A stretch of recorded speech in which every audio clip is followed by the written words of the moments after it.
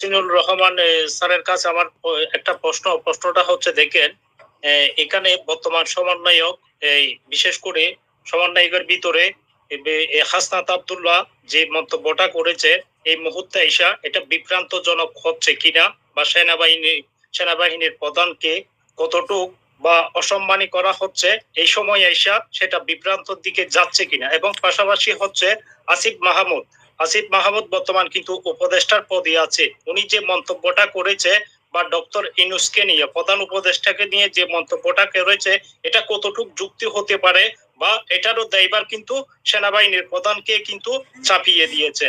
তাহলে এই দুইটা ব্যক্তি এবং পাশাপাশি হচ্ছে আপনার নাসিরউদ্দিন পাটোয়ারি, যে পাটোয়ারি বারবার কিন্তু গত মাস থেকে দেড় মাস গত হয়েছে শহীদ প্রেসিডেন্ট জিয়াউর রহমানকে নিয়ে অকথ্য ভাষায় অপমানিতজনক কথাবার্তা বলেছে। আজকেও কিন্তু সেম এই পাটোয়ারি শহীদ প্রেসিডেন্ট জিয়াউর রহমান সহ এবং কি জামাত সহ নিয়ে এমন ভাবে বিভ্রান্তজনক পোস্ট করেছে, যেটাকে আমরা এই বর্তমান সময় আইসা দেখতেছি জনগণকে একটু বিভ্রান্তর দিকে ঠেলে দিচ্ছে। এইভাবে যদি বিভ্রান্তর দিকে যদি প্রশ্নমুখী করে দেয়, বর্তমান দায়িত্বতে যারা আছে তাদেরকে যদি প্রশ্নমুখী করে দেয়, তাহলে আওয়ামী দোসররা কি এখান থেকে কোনো ধরনের সুযোগ পাবে কিনা? যদি ঐক্যবদ্ধ একাধার যদি থাকতে না পারে, তাহলে তো দেশের পরিস্থিতিটা আরো ভয়াবহ দিকে যাচ্ছে কিনা। ধন্যবাদ। জি, ধন্যবাদ।